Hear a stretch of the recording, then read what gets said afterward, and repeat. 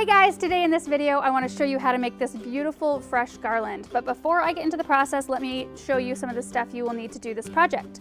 First, you will need a piece of twine or rope, it doesn't really matter what it looks like, some paddle wire, this is 22 gauge paddle wire, and your hand pruners. And the only other thing you will need is whatever you want to put in your garland. So you can go out into your garden and clip pieces of evergreen, gather pine cones, branches, whatever you think is pretty. In my garland today, I used some Spring Grove Arborvitae, some Polar Gold Arborvitae, some Winterberry Holly. We've got some blue spruce, some beautiful junipers with gorgeous blueberries, and some Arctic fire dogwood. For the pine cones that I gathered out underneath my Colorado blue spruce tree, I just used a little piece of this paddle wire and wrapped it around the bottom to kind of create a false stem so they were easy to tuck in. So to make it, you need to cut a piece of twine however long you want your garland to be. Then you take your paddle wire and coil it tightly around one end, setting it to the front of the twine. Next, I'm going to gather up a pretty bundle of mixed greens and branches, keeping in mind that the size that I make my bundles will dictate how beefy my garland will end up being. And I want to try to keep all of my bundles close to the same size. So you lay that bundle on top of the wire and then grab the paddle and twist the wire around the greens tightly 3 times, making sure not to twist the twine around. The twine is just there to be your guide. Continue to make bundles slightly overlapping the previous bundle, wrapping each one with the wire. You won't cut the wire until the very end.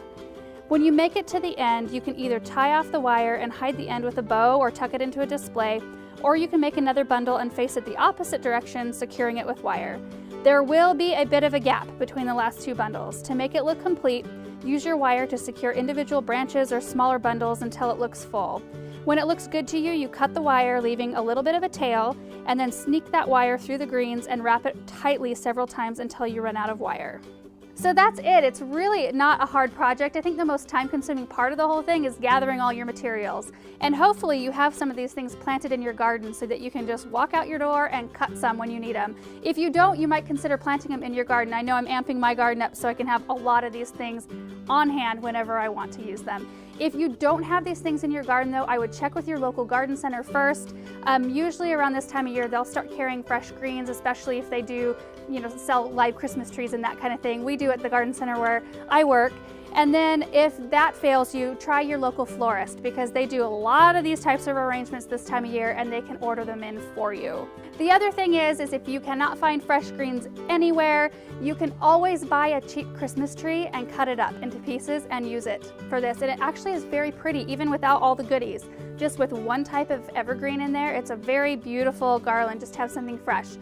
You can always use silks. You can always go to the craft store as well and pick up some silks and use them. You'll have that garland forever. It doesn't look quite as good as fresh and doesn't smell as good, but it still works. I don't even know how many yards of garland I have made over the years. My mom taught me how to do it a long, long time ago. We give garland and wreath making classes every single year down at the nursery. It's a really fun, festive time, and I hope you guys give this project a try because it really does add something special to your holiday decor. Thank you guys so much for watching, and we'll see you in the next video. Bye.